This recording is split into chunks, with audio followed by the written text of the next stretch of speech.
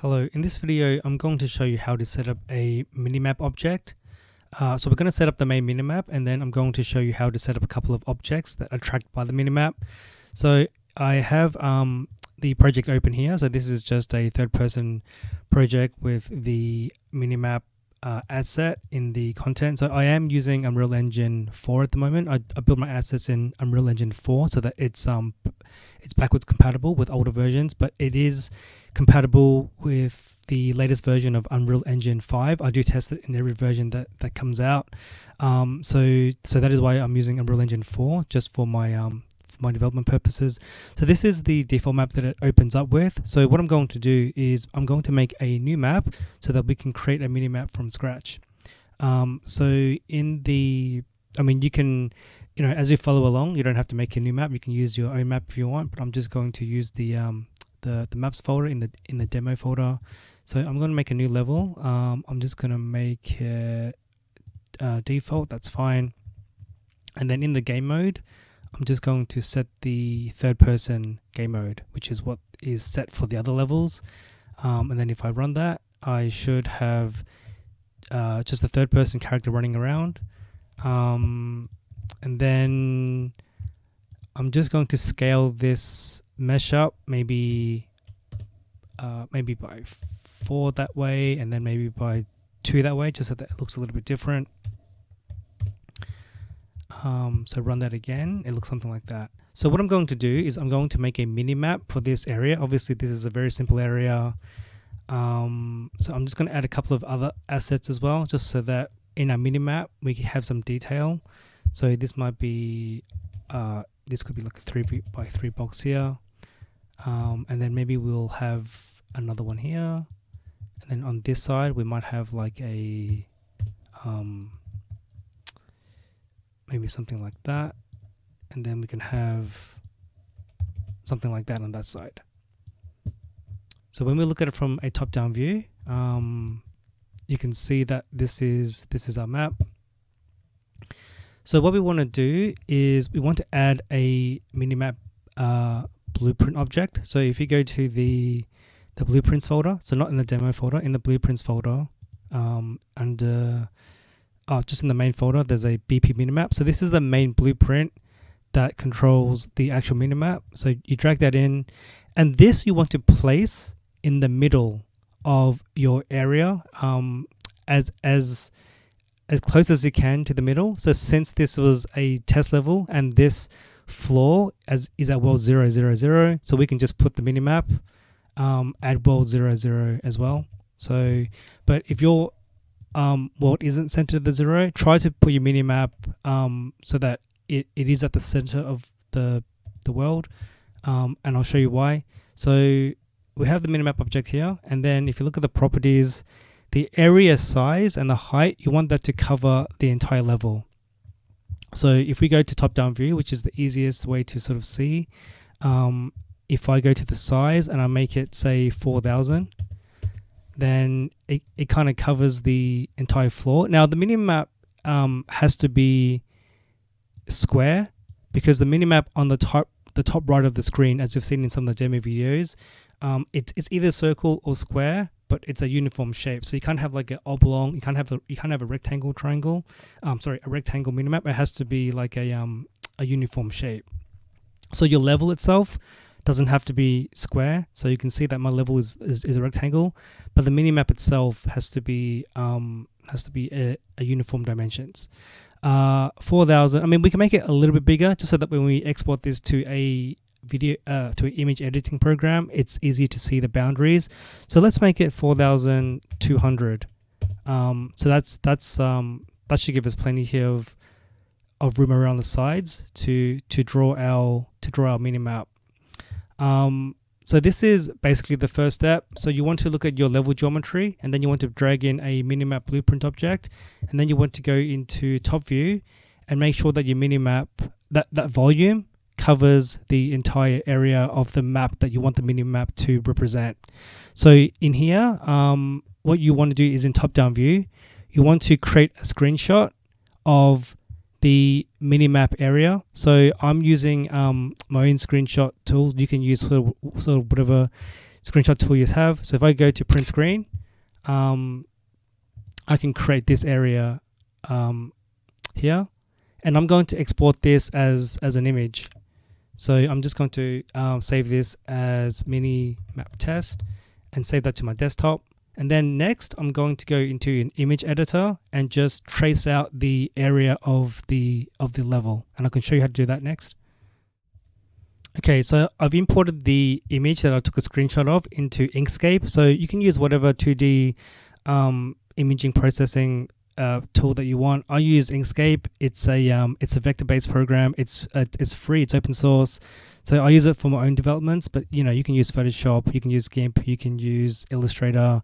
All we're going to do is just to trace over the geometry of the map and put a boundary for the minimap that we just exported. So again, when you're following along in your own program, obviously my hotkeys aren't really going to make sense. So first thing I'm going to do is I'm just going to turn off snapping. It's easier that way. So I'm going to first I'm going to draw the actual level. So this, if you can remember back to our level, this purple bit is the actual the floor, and then I've got these 4 little objects that are placed just to give the level a little bit of detail. So if I so that's the floor. I'm probably going to maybe turn off the lines so it looks something like that. So at this point, obviously you can draw the map however you like in terms of colors, in terms of like the art style. So I'm going to do a very simplistic line sort of tracing of the level, but you can obviously art yours up to look a little bit better if you're more artistically inclined. So I'm going to set the opacity to this just a little bit lower, maybe to 50%, so I can actually see the other objects. Now they're kind of quite faint. Maybe I should set this to, I'll just set it to 20% for now so I can see the other objects. So you can see that I have this thing here, I have another one here, I have another one here. Now the closer you can get to the actual tracing of the level, the more accurate it's going to be. So I mean, I think I've done a pretty good job. And let's make these like a different color. Let's make those like a little bit gray or something like that. We can set these opacity back to 100, and then we can set the background back to 100 as well. So that's basically our level with the 4 objects that I put in for detail. And the final thing that you have to do after you've sort of traced your level is that you need to put a bounds for the minimap. So this sort of brown orange bit is the trigger box for our minimap. So your image needs, the bounds of your image needs to match that. So I'm just going to do another rectangle, and I'm just going to cover that area like that. Now in Inkscape, I'm just going to push it down to the bottom layer, and then go up 1. So it's in front. It's on top of the reference image that I dragged in. So now we have our image. Also, maybe I'll make this like a darker color, something like that. So that's like the void, or that's like the area of your map that isn't traversable. And what I'm going to do, since I've kind of already traced my level, I'm just going to drag the reference and just move it out of the way. I don't really need that anymore. Okay. Oh, sorry. I'm going to just drag that out of the way. So now we have a 2D representation of our map. So this part is the level, and this part is the bounds of what the minimap is going to be mapped to. So now we just have to grab all this, and we just have to export it. You can export it to whatever size you want. I generally recommend maybe 1024, something like that. It's probably a good idea as well just to make this perfectly square. So I'm just going to make that 185, so that when I export it, I can have like a 1024 image. And I'm just going to export this to the desktop at the moment. Okay, cool. So that's been exported, and I'm going to import it into Unreal. So one more thing that I just want to quickly mention is that the final pixel of your image around the edge is important because that's going to get stretched into any areas that the image doesn't cover. So obviously at the moment you can see that we have a very small border between the actual level and the edge of the image. So it's possible that if I stand over here, the minimap is going to display sort of like over here, right? So what it does is that it just takes the final color here and just stretch it into infinity. So if I have a pink border, for example, once I get to an area that isn't covered by the minimap, by this minimap image, it's just going to stretch this pink all the way out into any additional areas that the minimap will have to display.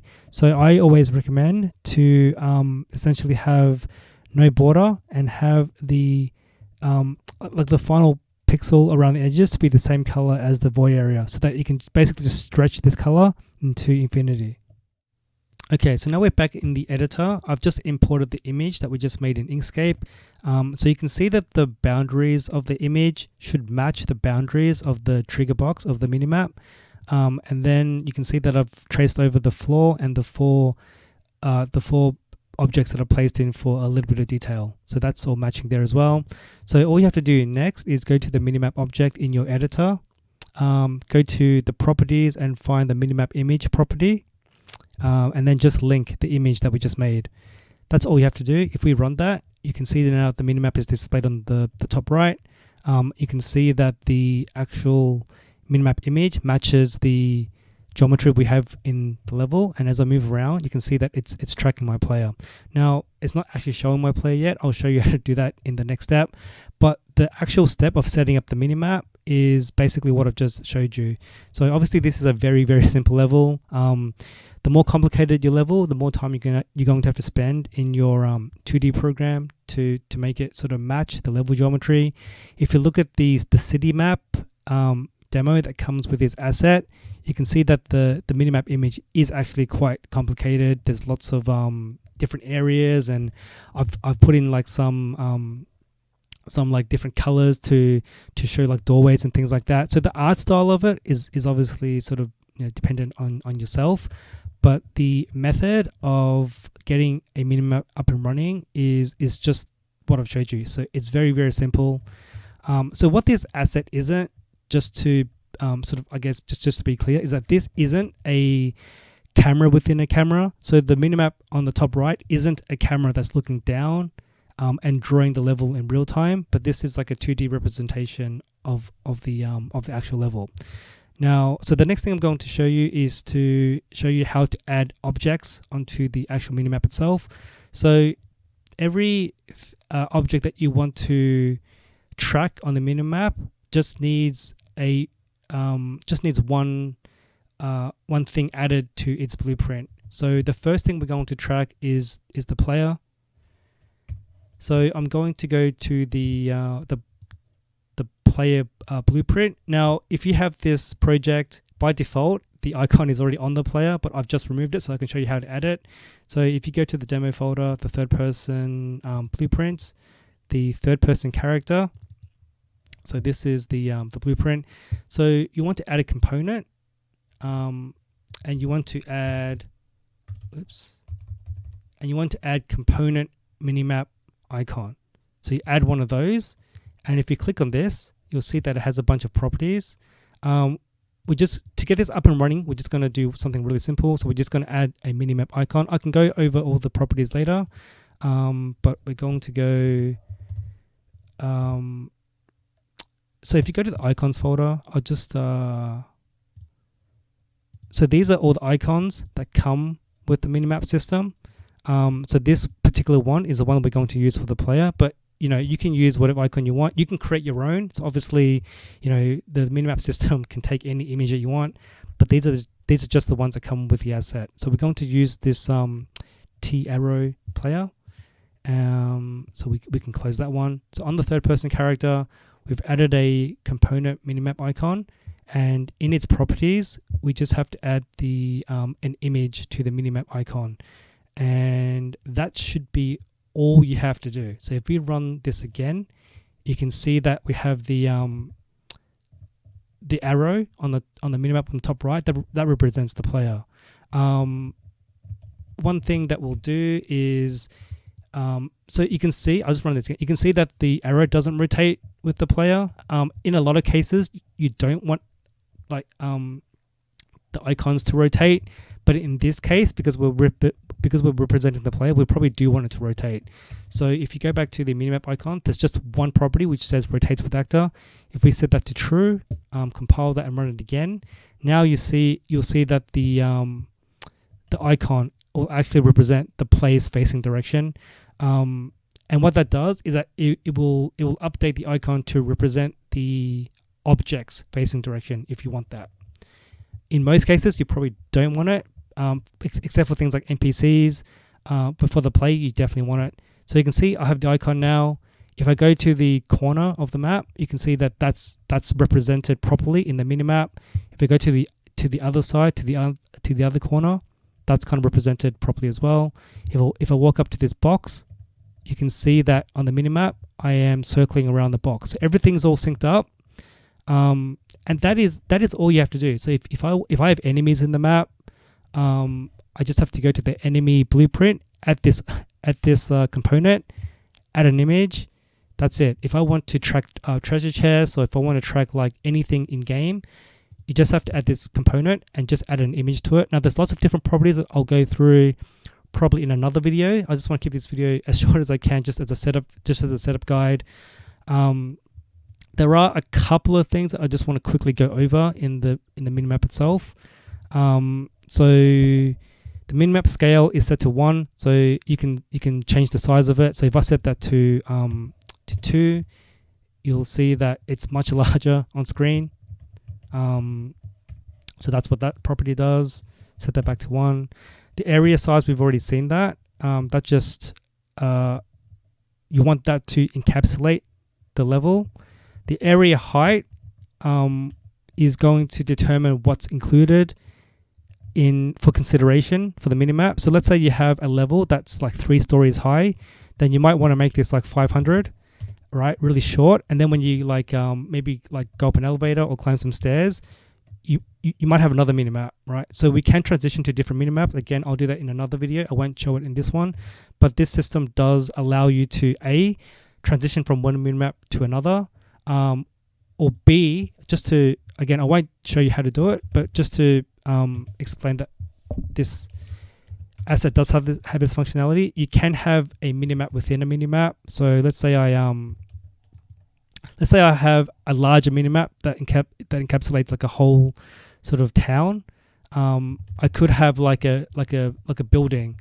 So if I enter this building, we can go to like another minimap, and then when you exit that building, it will automatically go back to this world map. So I'll show you how to do that in another video. But otherwise, the area height just determines what is considered for inclusion onto the minimap. So if you have an NPC that's like above the trigger, then they're not going to be shown on the minimap. The minimap shape, so we can set that to square. So you can see that now it's a square minimap. And then the rotation type. So at the moment, you can see that the minimap doesn't rotate. But in a lot of games, you do want it to rotate. So if we set that back to circle, it can only rotate with circle. It can't rotate with square. And then if we set it to rotate with the camera, you can see that now as I rotate the camera, the minimap will rotate, and that makes sense depending on what type of game you're doing. So it's always going to show you the direction that you're moving in. So if I'm moving up, I'm going to walk towards this box.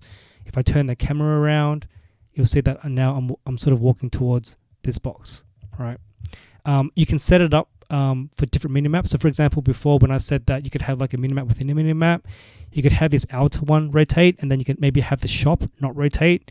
So each minimap has its own settings that you can customize.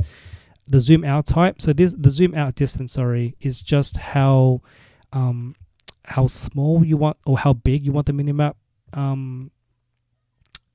the texture to be. So right now it's set to 1. If I set that to 2, so the bigger the zoom is, it kind of simulates the camera zooming out. So the camera is going to be sort of higher up, and you'll see that the minimap is quite small.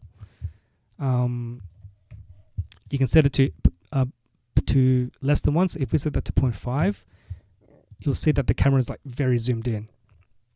And again, you can set this per minimap if you have like lots of different minimaps in your levels. For example, for indoor areas, I generally like to zoom in a little bit more. And then for like a big city minimap, I like to zoom out a little bit more. So you can have more of an overview of the area. Let's set that back to 1. Move with player. So you can see now the minimap moves with the player. You can see that the minimap scrolls. If you set that to off, then the minimap will be static. It's probably a good idea if you turn that to off to also remove the rotation as well. So you can see now that the minimap is completely static, and the player can move around, and the minimap doesn't move. So, for example, if it's like a MOBA or if it's like some sort of top-down strategy game, you might not want the minimap to move with the player, depending on what type of game you are that you're making. So obviously in this case, you can see that the minimap is slightly a little bit too small. The corners are cut off. So in this case, you probably want to just zoom it out a tiny bit, maybe 1.1. Now you can see the whole level, and it's not moving with the player. So again, it really depends on the style of your game. We're going to set it to back to true. Show area name. You can see at the top of the minimap it says default area name. You can have a name if you want. You can turn it off if you don't want it. So we can, if we turn that off, you'll see that that name for the area is now not displayed anymore. We can turn that back on. You can obviously change the name to whatever you want, and then you can change the border to, like, we can make that pink. We can make the text yellow. So then now you'll see that it says test. Oh, sorry. The border is the border for the actual minimap. So you can see the minimap border is now like a purple color. Sorry. The text is yellow, and then the text background can be like, maybe we can have like some sort of blue color. So the text is going to be yellow, and the background for the text is going to be blue. So you see at the top, we've got test name, it's in yellow, a blue box, and we have a purple outline for the minimap. The sort order, I'm going to go over that. The sort order and the custom area, I'm going to go over that in another video. So this is basically what allows you to have map in a map. So if you have, like, 3 areas that are overlapping, the sort order basically tells you, allows you to set which one, if 3 areas are overlapping, which is the one that should be considered first. So obviously it's your indoor area, and then the custom area property allows you to set minimaps that that you can encapsulate areas that aren't rectangle. So if you have like an area that's circle, you can use a cylinder to encapsulate that area, but I'll go over that in another video. So this is essentially how you set up the minimap and how you get objects to show up on the minimap. So one more thing I'm going to do is I'm just going to do something. I'm just going to show you how to make something from scratch and put it in the level and give it an icon. So what I'm going to do is in the blueprints, let's see. So in the blueprints for the demo, I'm just going to make another folder here, and I'm just going to call it test minimap object, and I'm going to make a new blueprint. I'm going to make an actor, and I'm just going to call it blueprint test object. So I'm going to open this. So I'm just going to show you how to create like a object from scratch that you want to show on the minimap. So here I want a minimap icon, the same thing that I put on the player, and here I'm going to give it an image. Let's see. Let's have a look at our icons folder.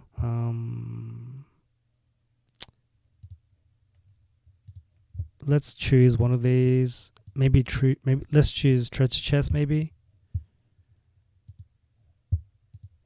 And let's add a cube to represent a treasure chest. And let's give that a different material. Let's give it like a green material. And that's it. If I now drag that object that I just made, so if I drag this into the level, we should see a treasure chest icon on the minimap where that object is. Yeah, there you go. So that's it. That's all you have to do to set up objects to display on the minimap. Now you can see that my player is underneath the treasure chest icon. So I did say I'll go over properties in another video, but since I'm seeing this this thing now, I might as well explain it. I'll probably go over this again in another video. So for the minimap icons, you can set a sort order. So the higher values will render on top. So at the moment, if I run this again, you see that my player is underneath the treasure chest icon on the minimap. So if I go back to the third person character and set this to say 1, because by default it's 0, then the player icon will render on top of the treasure chest. So you can use that sort order to define if different icons overlap on the minimap, which one should be rendered on top of other ones. So that is so that's pretty much it for this video. I wanted to keep this video as short as possible while showing off just how to set up the minimap itself and how to get icons displaying in the actual minimap as well. So in the next video, I'm going to go over a bunch of different options. So there's a lot of different properties that you can sort of play with. You can have like representations of the, actually I might as well do it now just to very quickly show one of the core functionalities that we have. So in the test object, what you can do is in the minimap icon, there is a setting for icon world. So you have icon minimap and icon world. So there's a built-in system to actually show something in world. So if we set this to true, show icon in world, and what we're going to do is that we're going to use the bigger image of the chest because it's higher resolution. So we're going to put the chest big as the in world icon, and we want to give it an offset. So basically the offset is just how high do we want to display this. So I would say maybe like 150 units is probably enough. And then we compile that, and now you'll see that the object has an in-world icon. Obviously that's really, really big. We can scale that down. Scale, let's say 0.6 or something. So I'm just guessing here. So now we have a treasure chest that you can see on the minimap, and then in world you can have an icon over that treasure chest as well. So very useful for things like NPCs. You play sort of like any MMO. When you approach an NPC, there's like exclamation or a question mark icon over them. Over vendors, so it's screen facing. You can do things like animate it. So if we go to animation type, we can have up, down, maybe up and down. So you see that it kind of bobs up and down, just gives it a little bit of an animation. So that system's built in as well. You can see how easily it is to set up that for your objects. So I will end it here, and then in my next videos I'm going to show you a lot of the other options that you can play around with in this system. Thank you, and I'll see you in the next video.